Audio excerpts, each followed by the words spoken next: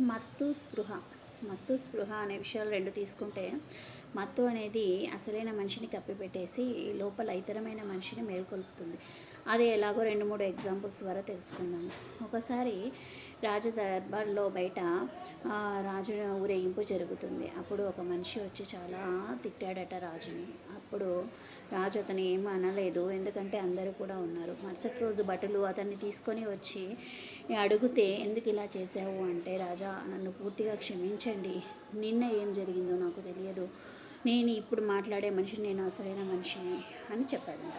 అయితే అప్పుడు అందరూ కూడా రాజదర్బార్లో ఉన్న వాళ్ళంతా కూడా అర్థం చేసుకున్నారు. ఇతని మత్తులో అతను వేరే వ్యక్తి మేల్కొన్నాడు. ఇప్పుడున్న మనిషి అసలైన మనిషి అని. అదేవిధంగా ఇంకా 2, 3 ఎగ్జాంపుల్స్ తీసుకుంటే, మనకు గుళ్ళో కానీ ఒక అర్చకుడి కింద పనిచేసే వ్యక్తి, అతను చాలా బాగా మంచి మంచి మాటలు మాట్లాడేవాడంట. అయితే ఒకసారి ఏమైందంట అంటే, అతనికి ఎవరో ఏదో కూల్ డ్రింక్‌లో మత్తు మందు కల్పించారట. అప్పుడు అతను మాట్లాడిన మాటలు వేరేగా ఉన్నాయంట. అంటే అతను తనలో నిద్రాణమైన మాటలన్నీ మాట్లాడాడంట. అంటే అతను చేసే పనులు ఒకటి, అతను తెలియకుండానే అపస్మారక స్థితిలో అతను మాట్లాడిన మాటలు ఒకటి. అంటే ఇక్కడ ఏంటి అంటే, ఇది ఎవరి తప్పు కాదు. సో, నిజమైన మనిషిని అక్కడ నిద్రింపచేసి వేరే వ్యక్తిని మేలుకొల్పేదే మత్తు.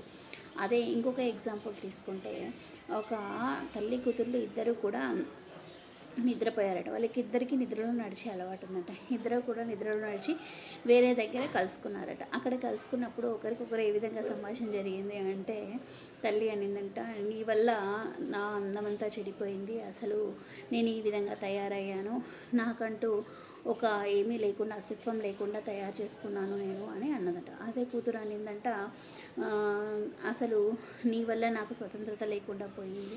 నేను ఎందుకు ఇలా ఉంటున్నానో నాకు అర్థం కావట్లేదు. నువ్వు అసలు నాకెందుకు బరువుగా తయారయ్యావు" అని అన్నది.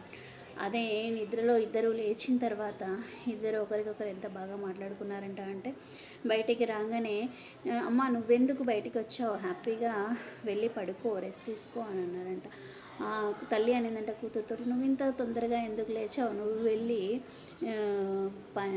హ్యాపీగా రెస్ట్ తీసుకో, నిదానంగా చేసుకుందాం వర్క్స్" అని. అంటే ఏదైనా కూడా మనలో మనం ఒక రకమైన మత్తులో ఉన్నప్పుడు మాట్లాడే వ్యక్తి వేరు, మన అసలు వ్యక్తి వేరు.